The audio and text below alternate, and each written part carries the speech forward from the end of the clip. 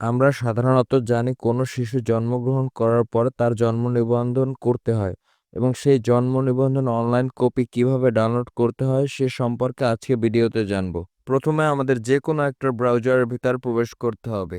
সেখানে সার্চ বারে লিখতে হবে everify.bdris.gov.bd লিখে সার্চ করলে আমাদের এরকম একটা পেজ চলে আসবে।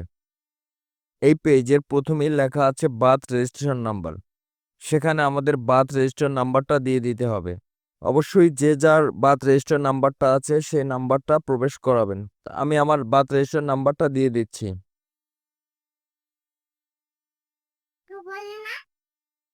যখন আমার বার্থ রেজিস্টার নাম্বারটা দেওয়া হয়ে যাবে তখন লেখা আছে ডেট অফ বার্থ।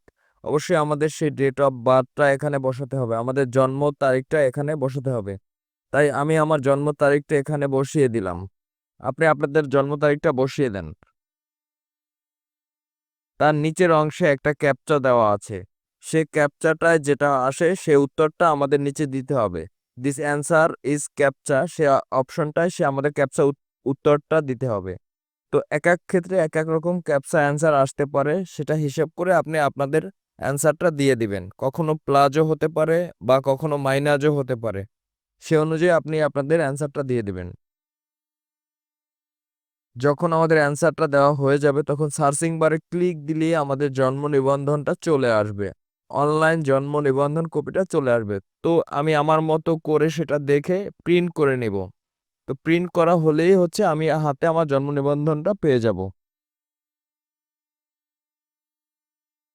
এছাড়াও আরো কিছু তথ্য আমাদের জানা দরকার, যেটা আমাদের জানা উচিত।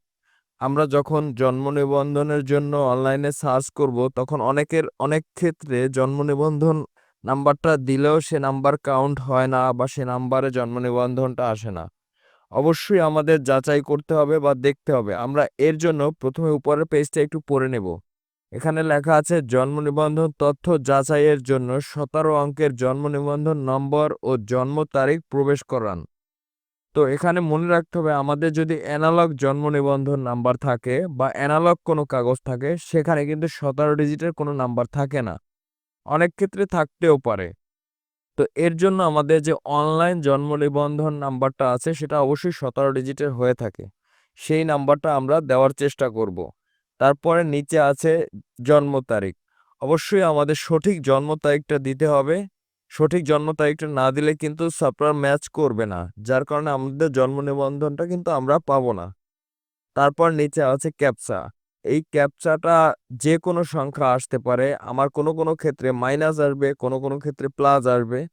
তো সেটা অনুযায়ী আমরা যোগ বিয়োগ করে সে উত্তরটা নিচে বসিয়ে দেব। যখনকার আমাদের সকল তথ্য দেওয়া হয়ে যাবে তখনকারই কিন্তু শুধুমাত্র আমাদের জন্ম নিবন্ধনটা চলে আসবে। ধন্যবাদ সবাইকে।